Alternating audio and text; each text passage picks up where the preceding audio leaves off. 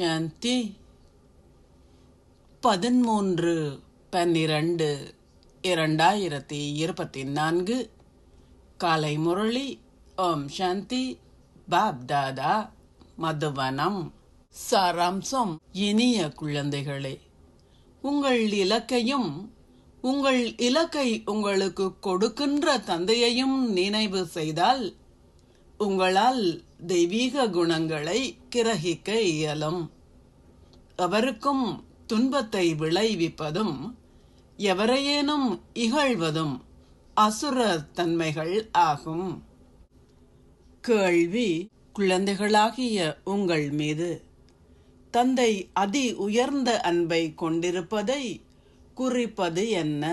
பதில்: நீங்கள் தந்தையிடம் இருந்து பெற்றுக்கொள்கின்ற இனிமையான கற்பித்தல்களே அவர் உங்கள் மீது கொண்டிருக்கும் அதி உயர்ந்த அன்பின் அடையாளமாகும்.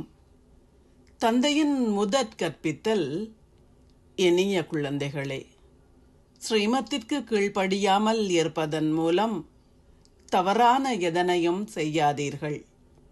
நீங்கள் மாணவர்கள் என்பதால் சட்டத்தை நீங்கள் உங்கள் கைகளில் எடுக்கக்கூடாது. உங்கள் உதடுகளில் இருந்து கற்கள் அன்றி இரத்தினங்கள் மாத்திரமே எப்பொழுதும் வெளிப்படட்டும். ஓம் சாந்தி. தாரணைக்கான சாராம்சம். 1. நீங்கள் ஸ்ரீமத்திற்கு எதிராக எந்த வகையிலும் சட்டத்திற்கு முரணாக நடந்து கொள்ளக்கூடாது. நீங்கள் உங்களை சீர்திருத்த வேண்டும். தீய மனிதர்களை இட்டு எச்சரிக்கையாக இருங்கள். 2. நீங்கள் பந்தனத்தில் இருந்து விடுபட்டிருந்தால் உங்களை முற்றாக அர்ப்பணியுங்கள். உங்கள் பற்றுக்கள் அனைத்தையும் அகற்றுங்கள். எவரையும் இகழவோ அல்லது எவரை பற்றியும் வம்பளக்கவோ கூடாது. அசுத்த எண்ணங்களிலிருந்து உங்களை விடுவித்துக் கொள்ளுங்கள். ஆசீர்வாதம்.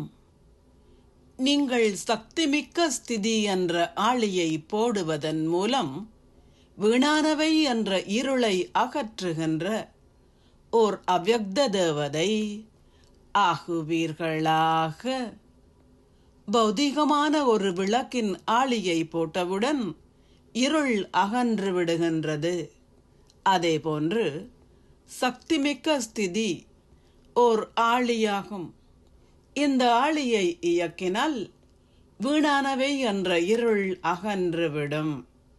அவ்வாறு செய்யும் போது ஒவ்வொரு வீணான எண்ணத்தையும் தனித்தனியாக முடிக்கின்ற சிரமத்திலிருந்து விடுபடுவீர்கள்.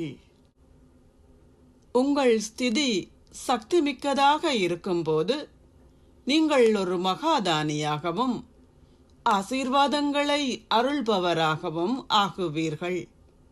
ஏனெனில் அருள்பவர் என்பதன் அர்த்தம் சக்தி மிக்கவராக இருப்பதாகும். சக்தி மிக்கவர்களால் மாத்திரமே கொடுக்க முடியும். சக்தி இருக்கும் இடத்தில் வீணானவை அனைத்தும் முடிவடைந்து விடுகின்றது. ஆகவே இதுவே ஓர் அவ்யக்த தேவதையின் மேன்மையான பணியாகும். ஸ்லோகம்.